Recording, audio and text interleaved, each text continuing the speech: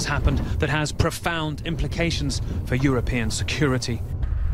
A town vital to both sides, at the heart of a flawed peace agreement, is falling to separatists as we drive. The ground around it changing hands fast. Hours earlier, this was a Ukrainian checkpoint. APCs still smouldering, bodies left behind. Locals emerging unscathed, the Ukrainians mostly retreating. Of course, it's better now we're not being shelled, says Svetlana, but we have no pensions. The loss of Debaltseve is not only a strategic blow for the Ukrainian government because it gives the separatists the borders that they ideally wanted, it's also a massive blow for diplomacy because this destruction here happened on the supposed fourth day of a ceasefire. Stalker shows us what he says is a booby trap. But it's clear the men who fled here faced a far better equipped enemy. For fighters here like Victor, this is a moment to savor with his brother. The point is we survived the Kiev junta, he says. Next to Kiev and then Berlin, Victor adds, Merkel can make us tea. Hard to separate joking from ambition when their enemy collapsed so fast.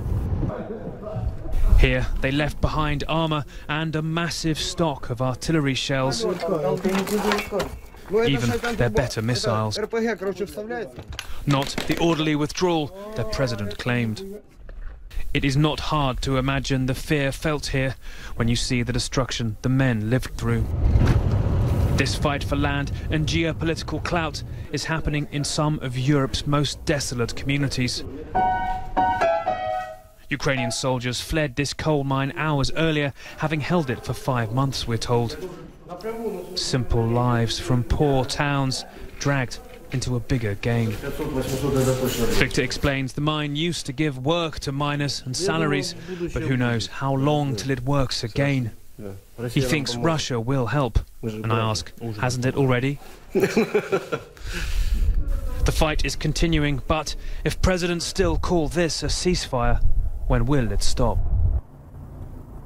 Where are we going now is the question. Debaltseve has fallen, that's clear. It has been, frankly, an astounding defeat for Ukraine's military. Another show that the separatists are military, frankly, vastly superior to them because they have the backing of Russia, one of the biggest militaries in the region. Now, where does this go next? Do they continue to take territory? You heard there some of the ambitious, perhaps humorous, if that's the strange word to call it, statements from some of the separatist fighters, but it's redolent of really the atmosphere here. They're increasingly confident and point out, you know, we saw yesterday Vladimir Putin in Hungary call for the Ukrainian troops to surrender in Debaltseve. The next day they retreated. This is really turning into something quite symbolic for Eastern European history at this stage. There are borders being redrawn here, and there's no sense really that actually this truce is going to stop the actual fighting.